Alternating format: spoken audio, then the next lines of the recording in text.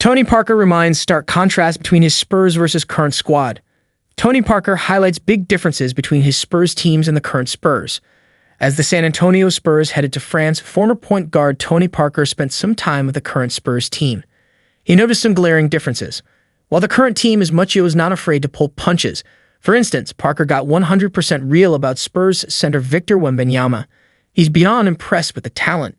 However, there's something that the French point guard described on the Knuckleheads podcast that makes San Antonio stand out as an organization younger, athletic, and maybe more talented. There's a clear discrepancy. "I was joking with the young fellas with the Spurs right now, spending time with the young guys," Parker said. "They just did back-to-back 60-loss seasons. I can only imagine 60 losses in one season back-to-back.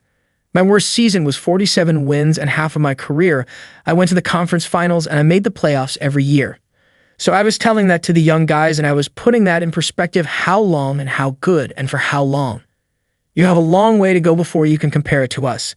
That gives them motivation. You have a high standard with the Spurs." Tony Parker knows the Spurs standard. If anyone understands the Spurs standard, it's Parker.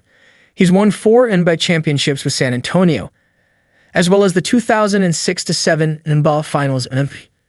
On a team with Tim Duncan and Manu Ginobili, he stood out.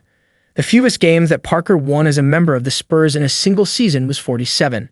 Some teams dream of having that as their win total. But again, San Antonio has a different standard. Although the big three of Parker, Duncan, and Ginobili have been retired for quite some time, they have a new core brewing. Guys like Wembanyama, Stephen Castle, and Jeremy Sokin show legitimate promise and upside. However, they haven't been to the playoffs yet, let alone win meaningful games. For 5 consecutive seasons, the Spurs haven't made the playoffs. With balancing mediocrity or committing to a full rebuild, they went with a rebuild.